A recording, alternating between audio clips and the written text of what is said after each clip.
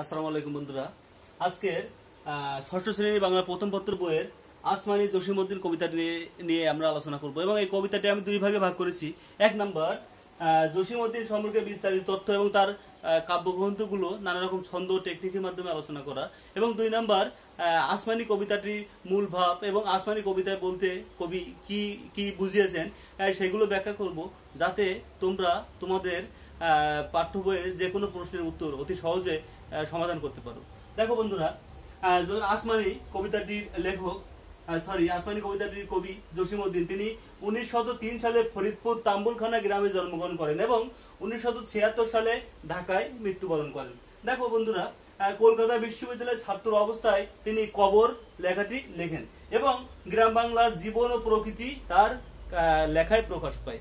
জসিমউদ্দিনের লেখায় বেশিরভাগ ক্ষেত্রে প্রকাশ পায় গ্রাম বাংলার জীবন এবং প্রকৃতি। দেখো বন্ধুরা, তিনি ঢাবির শিক্ষক ছিলেন। ঢাবি বলতে তিনি ঢাকা বিশ্ববিদ্যালয়ের শিক্ষক ছিলেন। আমরা তার কাব্যগ্রন্থগুলো তোমাদের পাঠ্য বইতে দেওয়া আছে, যেগুলো তোমাদেরকে মুখস্থ করতে হবে, সেটা তোমাদের মুখস্থ করার স্বার্থে আমি একটি সুন্দর ছন্দ বা কৌশল লিখেছি। তোমরা এই ছন্দ বা কৌশলটা একটু মনে রাখবে, তাহলে তার কাব্যগ্রন্থগুলো তোমরা অনায়াসে খুব সুন্দরভাবে মনে রাখতে পারবে ইনশাল্লাহ। দেখো বন্ধুরা, সুজন নামক এক রাখাল, তিনি বালুর মাঠে ধান খেতে ছুঁচ খুঁজে। আবার দেখো বন্ধুরা, সুজন রাখাল, ধরো যে একজন রাখাল ছিল, রাখালটার নাম সুজন নামক একজন রাখাল, তিনি বালুর মাঠে ধান খেতে ছুঁচ খোঁজেন। ছুঁচ ওই যে সেলাই করতে হয়, বুনতে হয়, এটা। তা দেখো বন্ধুরা, আমি আসলে আলটিমেটলি কি বুঝিয়েছি, সুজন বলতে সুজন বাদিয়ার ঘাট হবে, সরি। দেখো বন্ধুরা, সজন বাদিয়ার ঘাট তার লেখা বিখ্যাত কাব্যগ্রন্থ। আর রাখাল বলতে আমি রাখালি কি বুঝিয়েছি, রাখালি, এবং বালু বলতে বালুচর বুঝিয়েছি তার লেখা কাব্যগ্রন্থ, এবং মাঠ বলতে নকশি কাতার মাঠ বুঝিয়েছি, যেটা খুবই ইম্পর্টেন্ট। তোমাদের পরীক্ষাতে এমন ভাবে আসে যে নকশি কাতার মাঠ কার লেখা। দেখো বন্ধুরা, ধান বলতে ধান ক্ষেত কি বুঝিয়েছি, ধান ক্ষেত কিন্তু তার একটি বিখ্যাত কাব্যগ্রন্থ, এবং ছুঁচ বলতে সুচয়নীকে বুঝিয়েছি, যেটা তার লেখা আরো একটি বিখ্যাত কাব্যগ্রন্থ। আমরা এখন এই আসমানি কবিতার বিস্তারিত আলোচনা করব, কবিতা সম্পর্কে জানবো, যেন তোমরা যে কোনো প্রশ্নের উত্তর অতি সহজে করতে পারো। বন্ধুরা দেখো, আমি এই আসমানের একটি ছবি এঁকেছি, তোমরা দেখতে পাচ্ছ।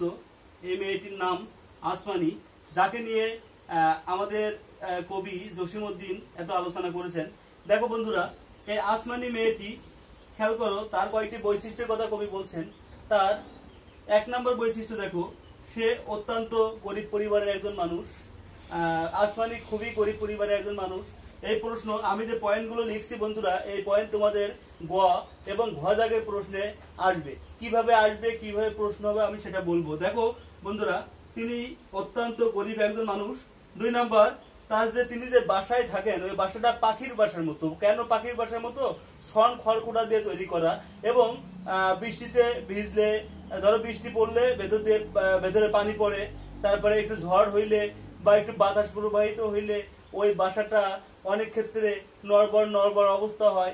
এই জন্য পাখির বাসা যেমন অনিশ্চিত অবস্থায় থাকে, ঠিক তেমনি এই আমাদের কবিতার যে মূল মধ্যমণি আসমানি, তার বাসাটাও ঠিক ওইরকম অনিশ্চিত, অস্বাস্থ্যকর একটি বাসা।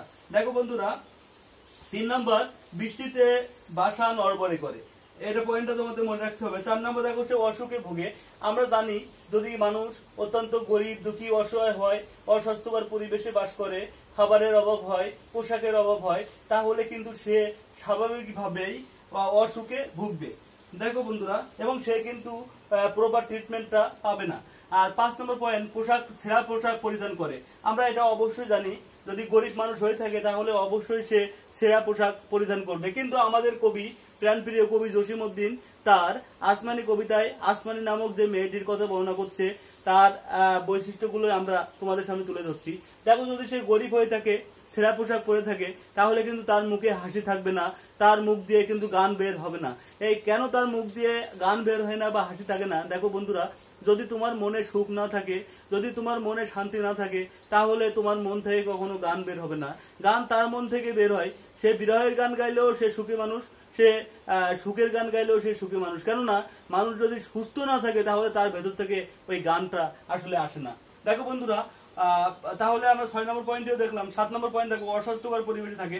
কবি বলছে যে আসমানি মেয়েটি অস্বাস্থ্যকর পরিবেশে থাকে। তার যে খড় সরকুটার যে বাড়িটা, তোমরা অবশ্যই বুঝতেছো তার বাড়ির আশেপাশে পরিবেশটা কেমন, ময়লা আবর্জনায় পরিপূর্ণ, অনেকটা জঙ্গলের মতো। শুধু তাই না, সেখানে অত্যন্ত মশা জন্মে, দুর্গন্ধময়, অস্বাস্থ্যকর একটা পরিবেশ, যেখানে বেঁচে থাকা বা যেখানে থাকা খুবই জীবনের পক্ষে রিস্কির ব্যাপার। দেখো বন্ধুরা, জীবনের কোনো আনন্দ নেই। আমরা দেখলাম সর্বশেষ আমাদের আলোচনার মূল মধ্যমণি এই আসমানির জীবনে কিন্তু কোনো কষ্ট নেই। দেখো বন্ধুরা, আমি যে ছবিটি এঁকেছি, এখানেও তার ছবি দেখে বোঝা যাচ্ছে যে আসলে তার মুখে হাসি নেই, তার মনে কোনো সুখ নেই, সে কষ্টে দুঃখে পরিপূর্ণ একটি মেয়ে। আসলে কবি জসিমউদ্দিন তার কবিতায় এই যে গ্রাম বাংলার এই আসমানি নামক মেয়েটারে প্রকাশ করছে। এই আসমানি মূলত আমাদের সমাজের এমন অনেক মানুষ আছে, অসহায় গরিব দুঃখী মানুষ, যাদের দেখলে আমাদের সামাজিক দায়বদ্ধতা জেগে ওঠা উচিত। এই কবিতাটি পড়ে আমরা এটুকু শিখতে পারি যে গরিব দুঃখী অসহায় মানুষ যাদের দেখে আমাদের অবশ্যই আমাদের যে সামাজিক দায়বদ্ধতা, দায়িত্ব, কর্তব্য রয়েছে, সেটা আমাদের জাগ্রত করা উচিত। তাদের আপদে বিপদে, তাদের যে কোনো সময় তাদের পাশে থাকা উচিত। এটি ছিল আজকের কবিতার মূল বাণী।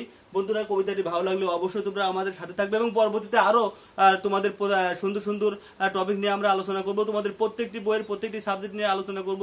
তোমরা আমাদের সাথে থেকো। আল্লাহ হাফেজ।